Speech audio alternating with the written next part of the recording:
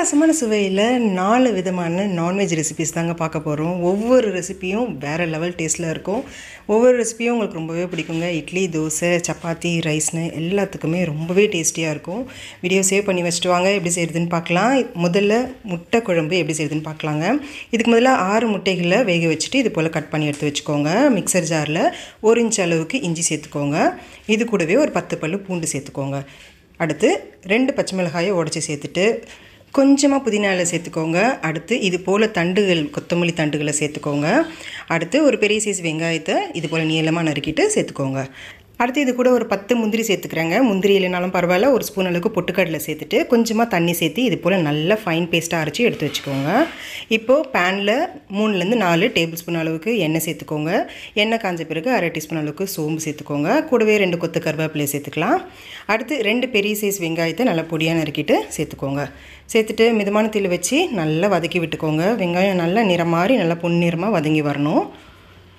பாருங்கள், இந்த அளவுக்கு நல்லா வதங்கி வந்த பிறகு இப்போ நம்ம தக்காளி சேர்த்துக்கலாங்க. 2 மீடியம் சைஸ் தக்காளி, நல்லா பழுத்த தக்காளியை எடுத்து பொடியாக நறுக்கிட்டு சேர்த்துக்கிறேன்.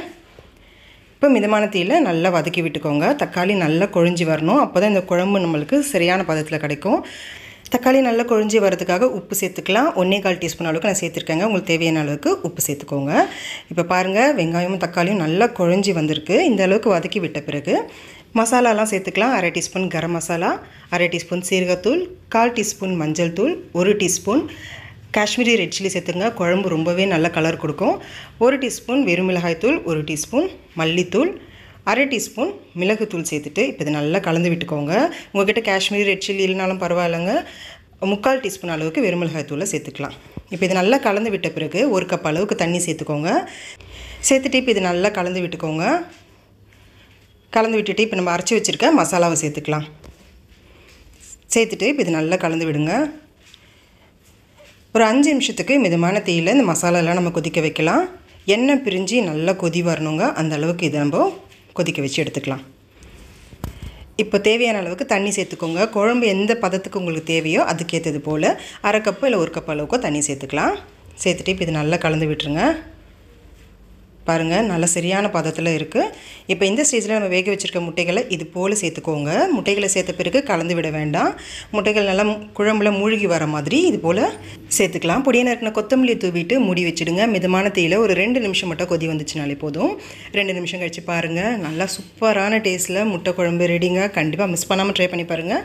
அடுத்த ரெசிபி மட்டன் குழம்புங்க. ரொம்பவே டேஸ்டியாக இருக்கும். என்னோடய ஃபேவரெட்டும் கூட. இட்லி, தோசை, சப்பாத்தி, ரைஸ்க்கு வேறு லெவலில் இருக்கும். எப்படி செய்யுதுன்னு பார்க்கலாம். குக்கரில் 4 டேபிள் ஸ்பூன் அளவுக்கு எண்ணெய் சேர்த்துக்கோங்க. எண்ணெய் காஞ்ச பிறகு 2 துண்டு பட்டை, 2 ஏலக்காய், 4-5 கிராம்பு, ஒரு ஸ்டார் ஆனிஸ், 1/2 ஸ்பூன் அளவுக்கு சோம்பு சேர்த்துக்கோங்க. இப்போது ஒரு 20 சின்ன வெங்காயத்தை இது போல் கட் பண்ணிவிட்டு சேர்த்துக்கோங்க. இது கூடவே 2 கொத்து அளவுக்கு கருவேப்பிலையை சேர்த்துட்டு நல்லா வதக்கி விட்டுக்கலாம். வெங்காயம் நல்லா வதங்கி வரணும் நிறம் மாதிரி.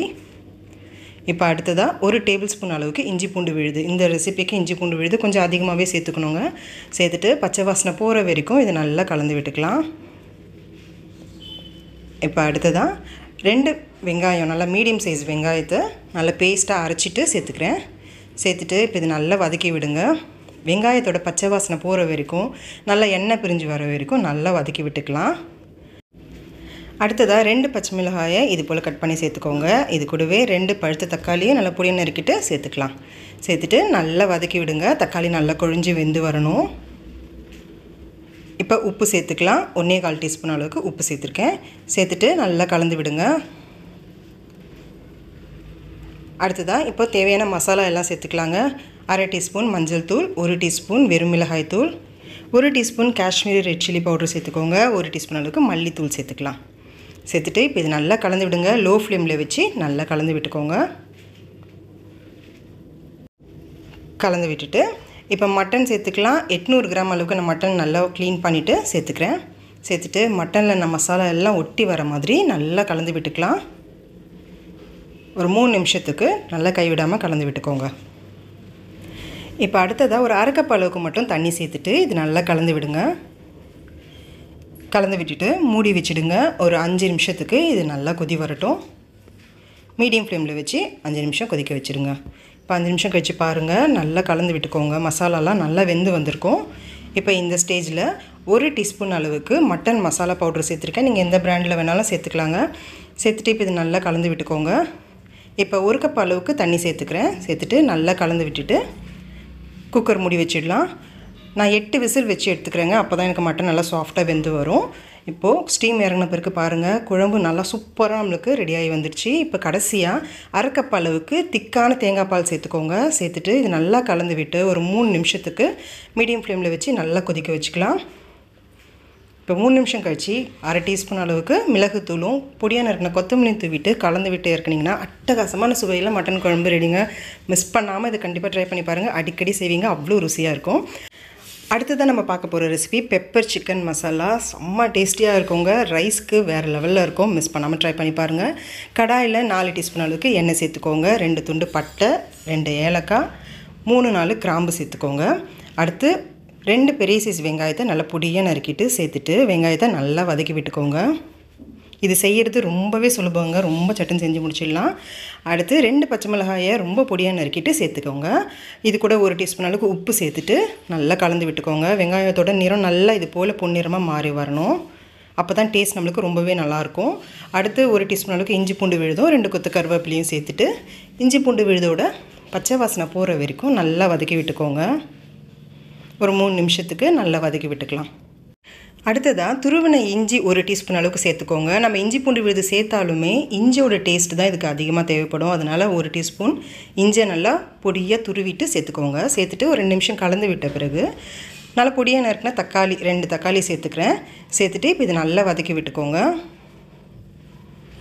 பாருங்கள், இந்த அளவுக்கு நல்லா வதங்கி வந்த பிறகு இப்போ மசாலாலாம் சேர்த்துக்கோங்க. 1/2 டீஸ்பூன் மஞ்சள் தூள், குழம்பு மிளகாய்த்தூள், வீட்டில் அரைச்ச குழம்பு மிளகாய்த்தூள் 1/2 டீஸ்பூன் அளவுக்கு சேர்த்துருக்கேன். 1/2 டீஸ்பூன் சீரகத்தூள், 1/2 டீஸ்பூன் கரம் மசாலா, 3/4 டீஸ்பூன் அளவுக்கு மிளகுத்தூள் சேர்த்துக்கோங்க. இந்த ரெசிபிக்கு மிளகு கொஞ்சம் தூக்கலாக சேர்க்கணும். சேர்த்துட்டு இப்போ இது நல்லா கலந்து விட்டுக்கோங்க. லோ ஃப்ளேமில் வச்சு நல்லா கலந்து விட்டுக்கோங்க. அடுத்து 1 கிலோ அளவுக்கு சிக்கன் நல்லா சுத்தம் பண்ணிவிட்டு சேர்த்துருக்கேன். சேர்த்துட்டு மசாலாலாம் நல்லா சிக்கனில் ஒட்டி வர மாதிரி நல்லா கலந்து விட்டுக்கோங்க. பாருங்கள், இந்த அளவுக்கு நல்லா கலந்து விட்ட பிறகு இப்போ தண்ணி சேர்த்துக்கோங்க. அதிகமாக சேர்த்துட வேண்டாம். நம்ம கொஞ்சம் சிக்கனை தொக்கு பதத்தில் தான் இந்த பெப்பர் சிக்கன் செய்கிறோம். அதனால் 1 கப் அளவுக்கு மட்டும் சேர்த்திங்கனாலே போதும். வேகும்போது சிக்கனில் இருந்தும் நம்மளுக்கு தண்ணி வெளியில் வரும். இப்போ இது நல்லா கலந்து விட்டுக்கோங்க. கலந்து விட்ட பிறகு இப்போ இதை மூடி வச்சிடலாம். ஒரு 20 நிமிஷத்துக்கு மீடியம் ஃப்ளேமில் வச்சு நல்லா வேக வச்சு எடுத்துக்கோங்க. நீங்கள் குக்கரில் வைக்கிறதா இருந்தால் 4லேருந்து 5 விசில் வச்சு கூட எடுத்துக்கலாம். இப்போ இடையில் கலந்து விட்டுட்டே இருங்க, இல்லைன்னா அடி பிடிச்சிடும். 20 நிமிஷம் கழித்து பார்த்தீங்கன்னா சரியான தொக்கு பதத்துக்கு பெப்பர் சிக்கன் நம்மளுக்கு ரெடி ஆகிடுச்சு. பொடியை நறுக்கின கொத்தமல்லி தூவிட்டு கலந்து விட்டுருங்க. அவ்வளோதாங்க, அட்டகாசமான சுவையில் பெப்பர் சிக்கன் மசாலா ரெடி. கண்டிப்பாக மிஸ் பண்ணாமல் ட்ரை பண்ணி பார்த்துருங்க. அடுத்ததான் நம்ம பார்க்க போகிற ரெசிபி இறால் தொக்குங்க. ரொம்பவே சிம்பிள், 30 நிமிஷமே ஜாஸ்தி செஞ்சு முடிச்சிடலாம். எப்படி செய்யுதுன்னு பார்க்கலாம். மிக்சர் ஜாரில் 1 டீஸ்பூன் அளவுக்கு மிளகு, 1/2 டீஸ்பூன் சோம்பு சேர்த்து இது தண்ணி எதுவும் சேர்க்காமல் முதல்ல இது போல் கொரகொரப்பாக அரைச்சி எடுத்துக்கோங்க. இது கூடவே ஒரு 30 பல் பூண்டு சேர்த்துக்கோங்க. இந்த ரெசிபிக்கு பூண்டு எந்த அளவுக்கு அதிகமாக சேர்க்குறீங்களோ அந்த அளவுக்கு டேஸ்ட் ரொம்ப நல்லாயிருக்கும். இப்போ இதையும் இது போல் கொரகொரப்பாக அரைச்சி எடுத்துக்கலாம். தண்ணி எதுவும் சேர்க்க வேண்டாம். அரைச்சிட்டு தண்ணி எடுத்து வச்சுக்கோங்க. இப்போ கடாயில் நல்லெண்ணெய் சேர்த்துக்கோங்க. இந்த ரெசிபிக்கு நல்லெண்ணெய் சேர்த்திங்கன்னா ரொம்ப நல்லாயிருக்கும். நான் ஒரு 25 ml அளவுக்கு நல்லெண்ணெய் சேர்த்துருக்கேன். எண்ணெய் காஞ்சதும் கொஞ்சமாக கடுகு சேர்த்துட்டு ஒரு பெரிய சைஸ் வெங்காயத்தை இது போல் நல்லா நீளமாக நறுக்கிட்டு சேர்த்துக்கோங்க. இப்போ இதை நல்லா வதக்கி விட்டுக்கோங்க. இது கூடவே 250 கிராம் அளவுக்கு சின்ன வெங்காயத்தை நல்லா பொடியாக நறுக்கிட்டு சேர்த்துக்கோங்க. சின்ன வெங்காயம் சேர்த்திங்கன்னா தான் இந்த தொக்கு ரொம்பவே நல்லாயிருக்கும். சேர்த்துட்டு நல்லா கலந்து விட்டுக்கோங்க. மிதமான தீயில் வச்சுட்டு ஒரு 3 நிமிஷத்துக்கு நல்லா வதக்கி விட்டுக்கோங்க. இப்போ நம்ம அரைச்சி வச்சுருக்க மசாலாவை சேர்த்துக்கலாம். சேர்த்துட்டு லோ ஃப்ளேமில் வச்சு இது நல்லா கலந்து விட்டுக்கோங்க. இந்த மசாலா சேர்த்ததுமே லேசாக அடி பிடிக்க ஆரம்பிக்கும். லோ ஃப்ளேமில் வச்சு நல்லா வதக்கி விட்டுக்கோங்க. பாருங்கள், இந்த அளவுக்கு நல்லா வதங்கி வரணும். அடுத்ததான் பச்சை மிளகாய் 2 சேர்த்துக்கோங்க. 2 கொத்து கருவேப்பிலையை சேர்த்துட்டு நல்லா கலந்து விட்டுக்கலாம். கலந்து விட்டுட்டு இப்போ தக்காளி சேர்த்துக்கோங்க. 2 பெரிய சைஸ் தக்காளி, நல்லா பழுத்த தக்காளி எடுத்துகிட்டு பொடியை நறுக்கிட்டு சேர்த்துக்கோங்க. சேர்த்துட்டு நல்லா வதக்கி விட்டுக்கோங்க. தக்காளி நல்லா குழஞ்சி வரணும். அப்போ தான் நம்மளுக்கு தொக்கு பதம் சரியாக கிடைக்கும். தக்காளி நல்லா குழஞ்சி வர்றதுக்காக இப்போ உப்பு சேர்த்துக்கலாம். நான் 1/4 டீஸ்பூன் அளவுக்கு உப்பு சேர்த்துருக்கேங்க. 1 கிலோ அளவுக்கு ப்ரான் சேர்க்குறேன். அதனால் 1/4 டீஸ்பூன் அளவுக்கு உப்பு சரியாக இருக்கும். நீங்கள் சேர்க்குற ப்ரானோட அளவுக்கு ஏற்றது போல் உப்பை கம்மியாகவோ அதிகமாகவோ சேர்த்துக்கலாம். இப்போ 1 கிலோ ப்ரானை நல்லா சுத்தம் செஞ்சுட்டு சேர்த்துக்கிறேன். சேர்த்துட்டு நல்லா மிக்ஸ் பண்ணி விடுங்க. ப்ரான் ஒரு 2 நிமிஷம் நம்ம வதக்கி விட்டிங்கனாலே நல்லா சுருண்டு வரும். இப்போ அடுத்ததாக 1/2 டீஸ்பூன் அளவுக்கு மஞ்சள் தூள், வீட்டில் அரைச்ச குழம்பு மிளகாய் தூள் 2 டீஸ்பூன் அளவுக்கு சேர்த்துருக்கேங்க. சேர்த்துட்டு இப்போ இதை நல்லா கலந்து விட்டுக்கோங்க.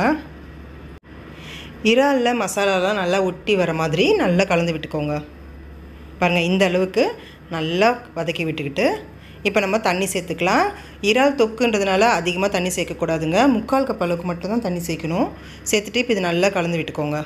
மூடி வச்சிடலாம். 5 நிமிஷத்துக்கு மிதமான தீயில வேக வைக்கலாம். இறாலில் ரொம்ப நேரம் வேக வச்சிங்கன்னா ரப்பர் மாதிரி ஆகிடுங்க. அதனால் 5 நிமிஷத்துக்கு மேலே வேக வைக்க வேண்டாம். இடையில் கலந்து விட்டுட்டே இருங்க, இல்லைன்னா அடி பிடிக்கும்.